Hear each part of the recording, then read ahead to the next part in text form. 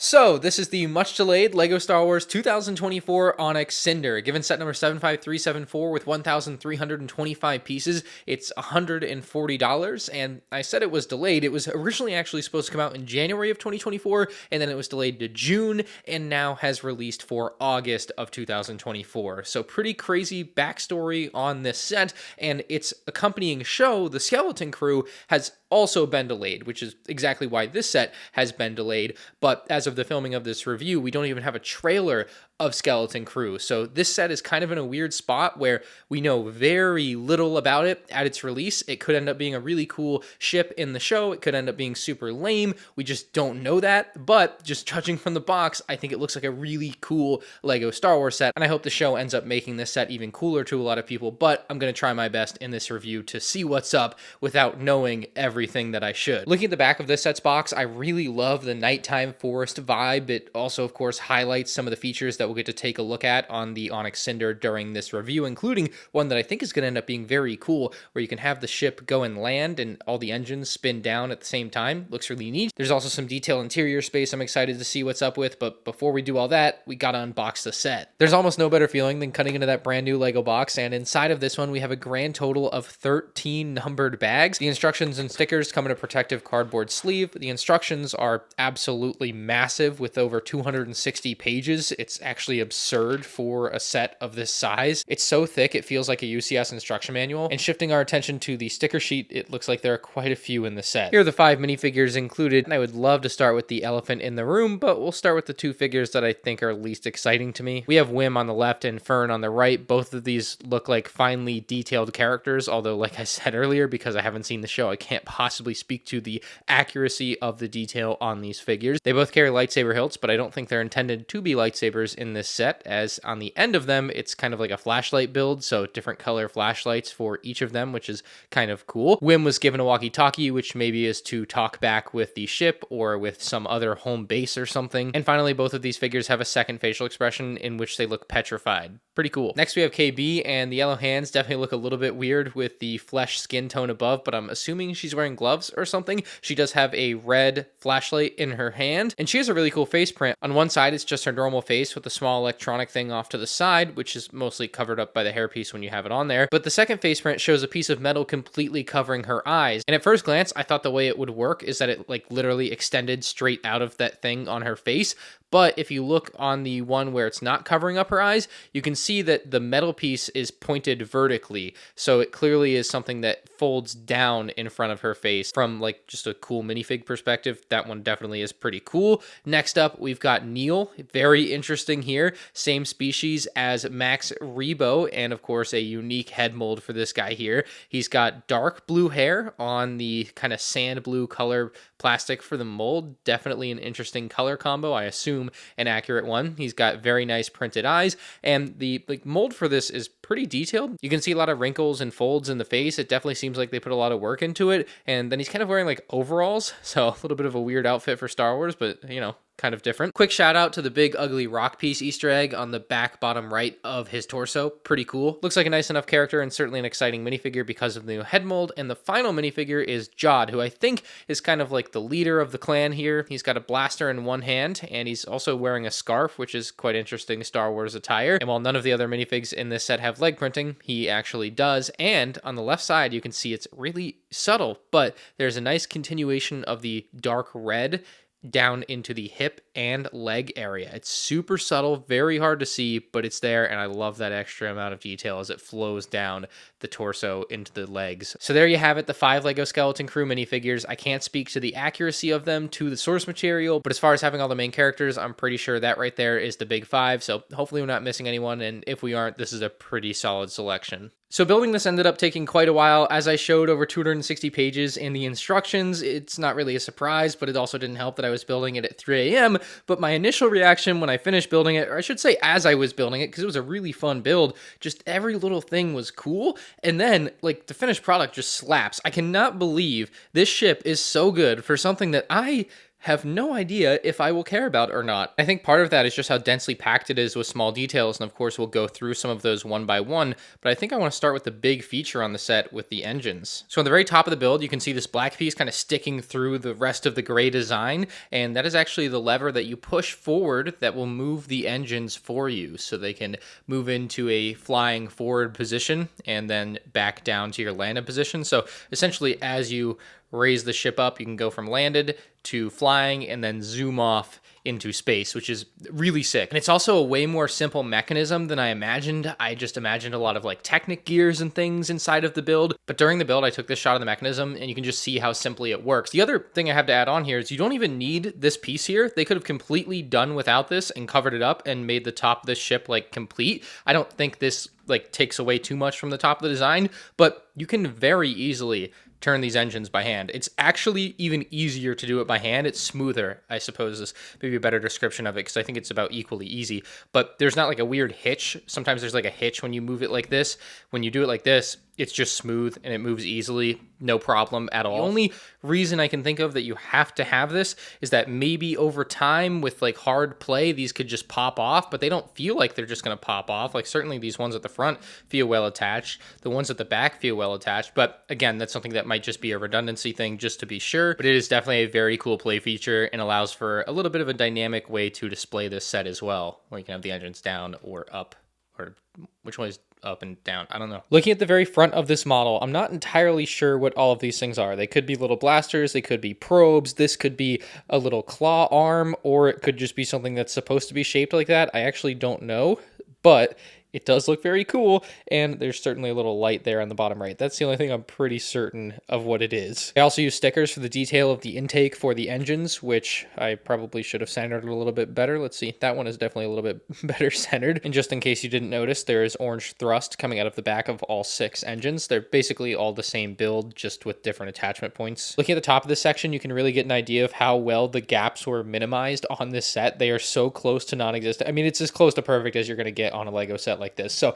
I really love how tiny, if not non-existent at all, the gaps are. There's also a couple of stickers on here for added detail, which, you know, might make you feel a certain way if you don't like stickers. There's a, looks like a ventilation sticker there too, which I don't think I centered very great. God, I gotta work on my sticker game. We have a pair of stud shooters here that rotate 360 degrees. There's also this turret behind all of it that can also rotate 360 degrees. And I think in the show, what we'll find is this is like something a character can actually sit in. It's like one of the ball turrets from maybe like the Falcon or the Resistance bomber, except it's just done at a smaller scale here, so it can't actually fit a figure, but it looks cool. And then maybe a bigger picture thing I noticed with this section are the white stripes throughout the front of this ship.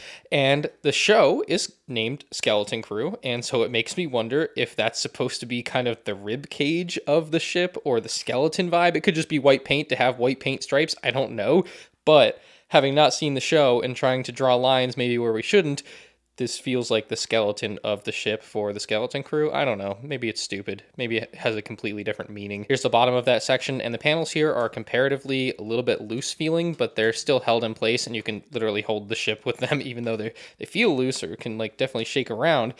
They're not going to break off if you're holding the ship with those panels. I also don't think the intention is for this section to be removable, but it's only attached by 6 studs, so it does come off a little bit easily, but there's nothing like inside to do. So I don't think it's supposed to be removed or anything. I just think that's how it's connected. But yeah, kind of interesting note there. Underneath that section though, there's a ramp that leads to the interior. It's a little bit difficult to open. You got to pull on a small piece, but it does look pretty cool when it's open. Unfortunately, you can't really like have a minifigure stand on it or anything. They just fall right off, but it is a cool ramp and it's a nice detail if you wanted to display it like this, but it's not like practical. You're not going to be putting minifigs into the set like this. Moving into the middle section of the Onyx Cinder, one of my favorite details are these stud shooters here. I know that's a little bit insane to say. Most people don't care too much for stud shooters as a detail, but I do really like the fact that they're leveled off, so they're not just stuck onto the side of these plates. They actually use this hinge piece to allow it to be level with the, like, I guess, top of the ship. These ones do have a tougher time spinning 360 degrees, but they can still do it. They just run into the plate there.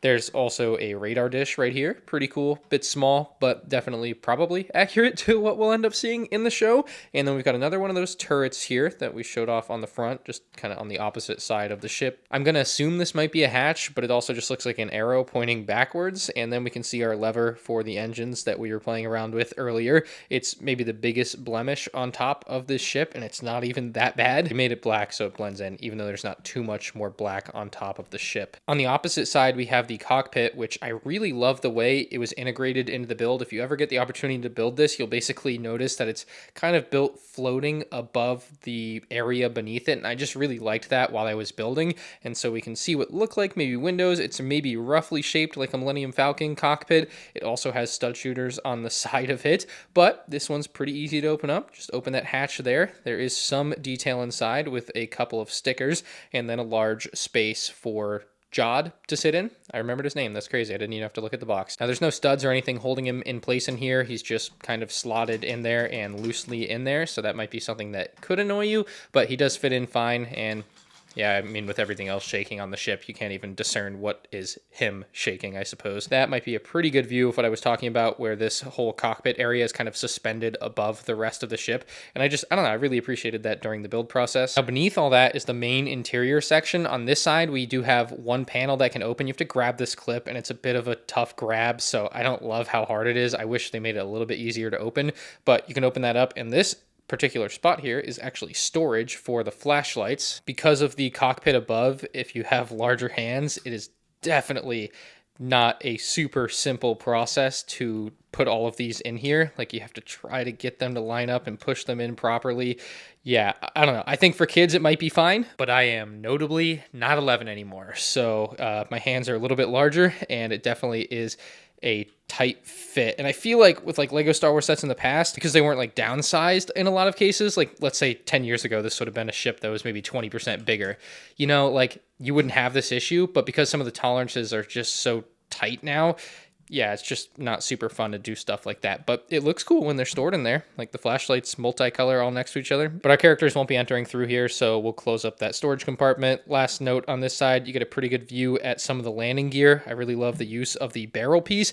And there's even a little turret underneath the cockpit that's kind of upside down. I thought that looked cool too, and it can spin. It's fun. On the opposite side, we have our main interior access hatches. This one opens up very easily without having to grab something tiny, so it's much appreciated to have a large space that opens up. Switching over to my iPhone for its macro lens, you can see the interior is pretty sizable and nicely detailed. There's a table in the center there that uses a sticker for its detail. There's also 4 seats around there, so you can actually sit 4 characters inside, although I suppose Neil won't be able to sit because he doesn't have the posable legs, so he just has to stand. On the back of the box, they show Jod holding this gold piece, which could be like a telescope, it could be a microphone. I don't know its exact use or correlation to the show at this point. We also have a small cooking area. The green jar definitely sticks out there. And then on the right, there's like a bed, but it's so far off to the right that it's actually a little bit difficult to take in and out. But you can take a minifig like Jod, or really any of the other characters, lay them down on there and have them, I guess, sleeping inside of the Onyx Cinder. So that's pretty neat, but it's also, like I said, pretty far jammed to the right. I did accidentally discover that you can push the bed through and down the ramp, and it slides out rather satisfyingly, so maybe that's the intended use for it, since getting minifigs in that way is dumb. Lastly, on the back, there's this storage area that can fold down. There's a couple of crates inside, and inside of them, I assume they have food there. Now, it looks like there's another panel on top of the ship that would open up and there'd be more storage or something, but it actually just breaks right off, and it just gives you access to part of the mechanism for the engines.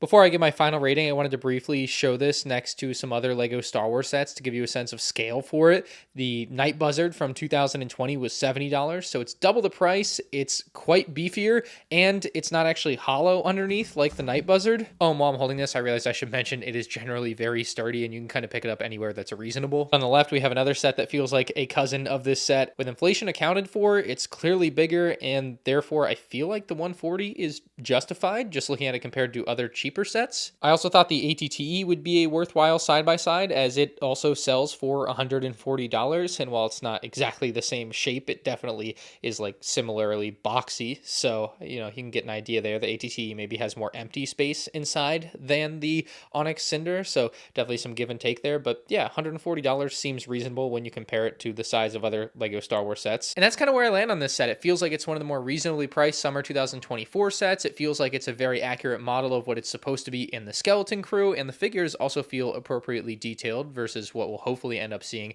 in the show when it releases.